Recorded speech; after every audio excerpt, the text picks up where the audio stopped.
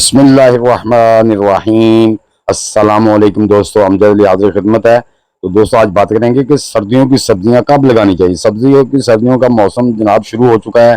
सितंबर के महीने का एक वीक गुजर चुका है। आप सितंबर में 15 सब्जियां अपने गार्डन में, अपनी क्यारी में उगा सकते हैं। सबसे पहले बात करेंगे जो हमारी सब्जियां पनीरी काश्त की जाती है, पहले जिसकी नर्सरी उगा के फिर उसको ट्रांसप्लांट किया जाएगा। सबसे पहले उन सब्जियों के मतलब बात करेंगे। उसके बाद जो सब्जियां हम डायरेक्ट सीलिंग करते हैं गमलों में या क्यारे में, उनके मतलब बात करेंगे। तो दोस्तों वीडियो को मुकम्मल देखिएगा। सबसे पहली बात दोस्तों कि आपने एक पॉट मिट्टी ले लेनी है, एक पॉट गोबर की गली हुई खाद या किचन डिकम्पोज ले लेनी है, और एक पॉट या आपने पत्तों की गली हुई खाद या फिर आप कोकोपीट लेके उनको मिक्स करके एक पुटिंग बना लें। अगर आपके पास कोकोपीट नहीं है या पत्तों की खाद नहीं है तो परेशान ना हो, आप डायरेक्ट जो मिट्टी या 2 पॉट वो मिला लें और एक पॉट उसमें जो गोबर की गली हुई खाद मिला के उसमें भी आप अपने जो सीलिंग करके पनीरी उगा सकते हैं। पहले नर्सरी वाली सब्जियों की बात करते हैं। सबसे पहले दोस्तों आता है कॉलीफ्लावर। कोई भी आप हाइब्रिड बीज ले लें। बीज लेने के बाद आपने वो जो गिलासों में मिट्टी भर ली हो या बॉक्स होते हैं खाने वाले, उसमें आप पुटिंग भर लें। उसके बाद उसमें आपने सीलिंग कर देनी है। 10 से 12 दिन के बाद दोस्तों ये जर्मिनेट हो जाएगी। उसके बाद आपने करना क्या है, जब इसके 4 से 5 पत्ते हो जाएं या 1 महीने की पनीरी हो जाए या 35 दिन की, 40 दिन के अंदर अंदर आपने इसको ट्रांसप्लांट करना है बड़े गमलों के अंदर। तो उसके इंशाल्लाह 60 दिन बाद आपको ये हार्वेस्ट करने के लिए मिल जाएगी। उसके बाद दोस्तों आती है कैबेज, बंद गोभी। बंद गोभी जो है इसकी भी कॉलीफ्लावर की तरह, फूल गोभी की तरह आपने इसकी भी सीलिंग करनी है।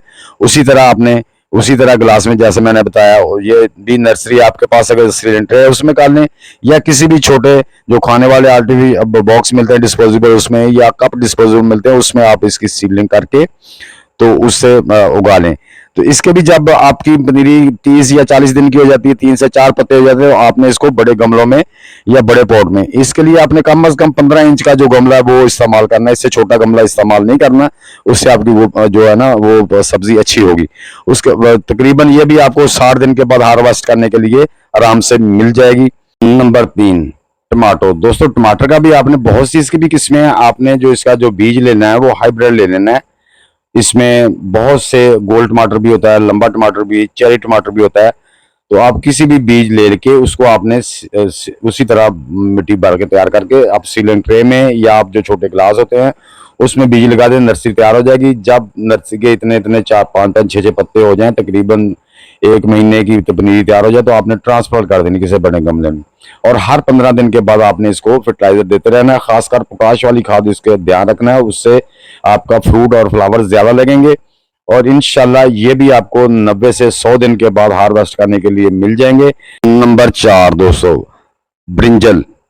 तो इसका भी दोस्तों आपने हाइब्रिड भी लेना है। इसकी भी बहुत सारी किस्में हैं। आप इसका ब्लैक में ले सकते हैं, गोल में ले सकते हैं, जो गोल बैंगन होता है। इसमें लंबे बहुत सी किस्में हैं, वाइट है, बहुत ज्यादा किस्में हैं, देख सकते हैं आप जो आपको पसंद है वो इसकी किस्म लेके उसकी भी आप सीलिंग बॉक्स में कर दें, किसी ट्रे में कर दें, या किसी भी जगह इसकी सीलिंग कर दें। जब इसके बीज तकरीबन 10 से 12 दिन लगते हैं जो पौधे उगने में, जब आपके पौधे के 4 से 5 पत्ते हो जाएं, तकरीबन 1 महीना या 35 दिन, तो आपने इसको बड़े गमले में ट्रांसप्लांट कर देना। इसके लिए भी 15 इंच से बड़ा गमला हो तो ज्यादा अच्छा है। तो दोस्तों इसको भी आपने हर 15 दिन के बाद इसको फर्टिलाइजर देते रहना है। ऑर्गेनिक फर्टिलाइजर दें या केमिकली, वो दोस्तों आपकी मर्जी है, जो से आप फर्टिलाइजर देना चाहते हैं देते रहें। उसके बाद दोस्तों आ जाता है ब्रोकली। ब्रोकली भी बहुत ही अच्छी सब्जी है। तो ये खासकर सलाद में बहुत इसका अच्छा इस्तेमाल है। तो इसके भी आपने हाइब्रिड भी ले लेने हैं। ये पाकिस्तान में इसके सीड होते भी नहीं, इसकी भी सीलिंग कर दें। इसके भी जब पौधे तकरीबन 4 से 5 पत्ते निकाल लें, या 1 महीने 35 दिन के हो जाएं, या 4 से 5 पत्ते हो जाए, तो इसको भी आपने बड़े गमले में शिफ्ट कर देना है। तो ये भी दोस्तों आपको तकरीबन 55 से 70 दिन में आपको हार्वेस्ट करने के लिए मिल जाएगी। नंबर 6 कैप्सिकम, शिमला मिर्च। तो दोस्तों इसका भी जो आपने जो लेना है ना, वो सील लेके बीज लेके, तो आप इसको ग्लास में, क्यारी में, सीलिंग ट्रे में तैयार कर सकते हैं। तो बीज हाइब्रिड लेना है आपने। तो जब आपके बीज तकरीबन ये भी 10-12 दिन तक बीज सारे जर्मिनेट कर होते हैं। तो जब आपके बीज के 4 5 से 6 पत्ते हो जाएं या 25 से 35 दिन की हो जाए, तो आपने इसको अपने बड़े गमलों में शिफ्ट कर देना है। नंबर 7 दोस्तों कोरिएंडर, धनिया। तो इसके भी आपने बीज कोई भी ले सकते हैं। बीज लेके आप इनको बाजार से ले आए या आपके घर में जो किचन में होता है उसमें से मोटा मोटा बीज निकाल के आप उसकी सीलिंग कर दें, गमले में कर दें, कहीं भी इसको डायरेक्ट सीलिंग करनी है। तो ये दोस्तों 8 से 10 दिन में जर्मिनेट कर आता है और तकरीबन ये 1 महीना या 40 दिन तक हार्वेस्ट के काबिल हो जाता है। तो जितना इसका फासला थोड़ा रखेंगे तो हेल्दी आपको धनिया मिलेगा, जिस तरह के ये आप मेरा धनिया देख रहे हैं। उसके बाद 8 नंबर पे आ जाती है दोस्तों पालक, स्पिनच। तो इसको भी आपने डायरेक्ट सीडलिंग करनी है गमले में, क्यारी में। तो ये तकरीबन 4 से 5 दिन या 6 दिन में जर्मिनेट कर आती है।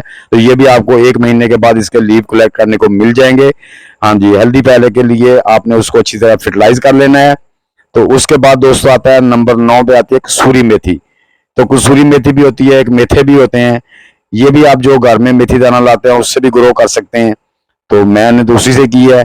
तो इसकी भी आप जब सीलिंग करेंगे तो किसी भी गमले में सुरफे करके तो इसको भी आधा इंच बीज को दबाना, ज्यादा नहीं दबाना। तो ये भी दोस्तों आपको ज्यादा से ज्यादा 45 दिन के बाद हार्वेस्ट करने के लिए आराम से मिल जाएगी।